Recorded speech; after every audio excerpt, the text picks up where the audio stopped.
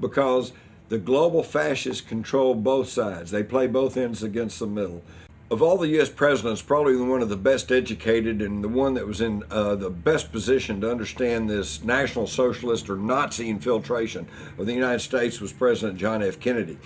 He cut his teeth by writing a book called Why England Slept, which pulled apart the circumstances of the appeasement of Hitler and the Nazis and how that led to World War II. So he was certainly understood all this. And in his brief time as president, he began to take steps that was curtailing the power of this growing national security state as well as the corporate power. The Kennedy Tax Act of 1962, closing tax loopholes for the multinational corporations. He was going to, by many statements, he was going to withdraw us from the Vietnam War.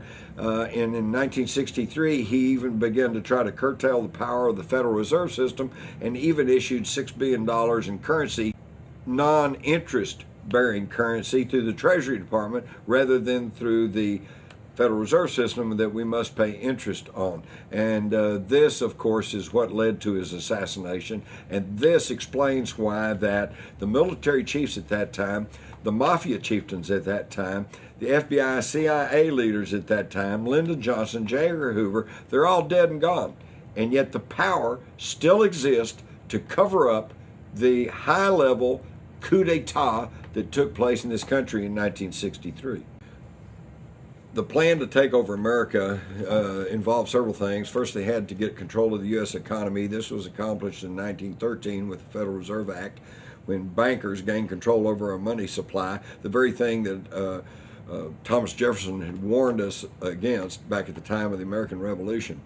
And then after World War II and with the contingencies of wartime, they began to create what is now called the national security state.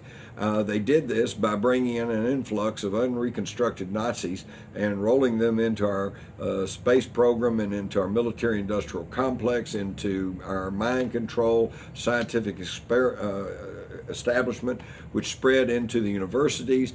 And the problem here is that when we accepted this Nazi technology, we also got their ideology.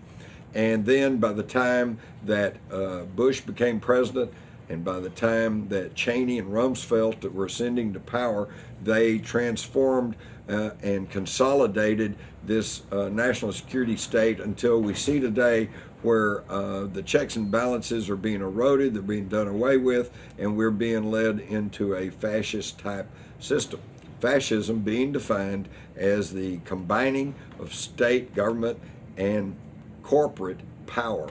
With Kennedy's death, the national security state surged ahead, the shadow government began to consolidate their power, and Lyndon Johnson, who was up for grabs, could be bought by most anybody, plus he had heard the guns go off in Dealey Plaza. He knew who his masters were, and he was guided by his council of wise men, all members of the Council on Foreign Relations. And then, of course, after Johnson, we got Richard Nixon, who was put into power in the government and into political office by Nazi money.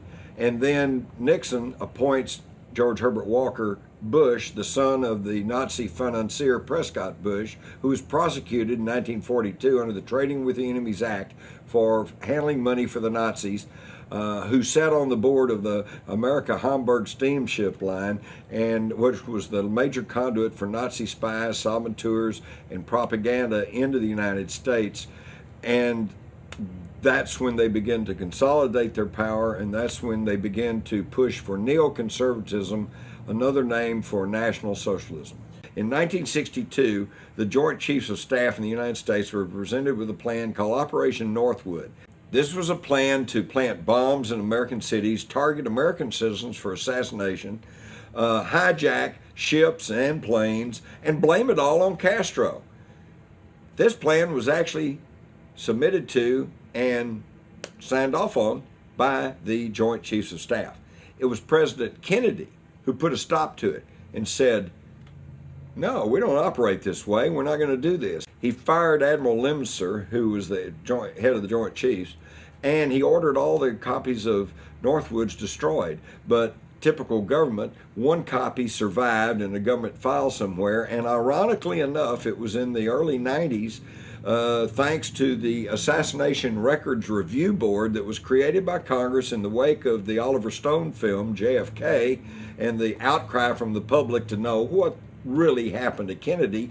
And they were given the authority to go into government files and look for anything pertaining to Kennedy's assassination or government policy at that time, and they found the Northwoods documents. So again, we see the curtain lifted slightly, and we get to see the plans of this national security state, these national socialists that have taken control in the United States.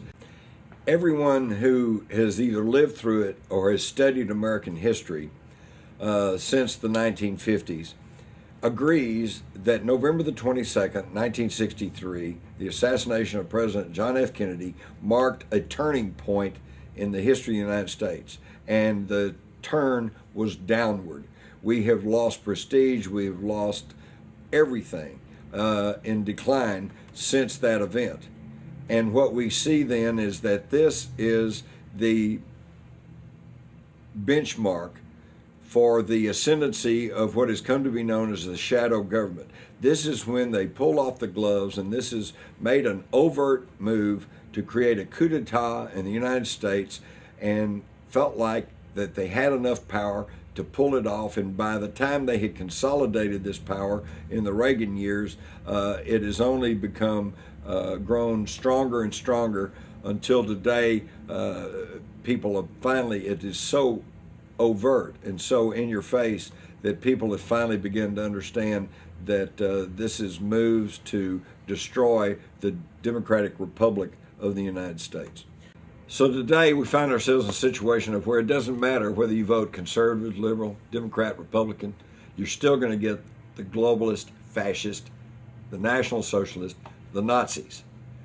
And it's incumbent upon us today, because today everyone understands that America's in trouble, but they can't understand where to point the finger. And it's time for all Americans, no matter what color, no matter what race, no matter what religion, no matter what political stripe, to stand up as freeborn Americans and point the fingers at these people who've been manipulating and controlling our history for the last at least 60 years, probably 100 years, and identify them for what they are: National Socialist, Nazis, and fascist, and cleanse our body politic of this so that we can restore a constitutional republic and the freedom and the liberty that we were given by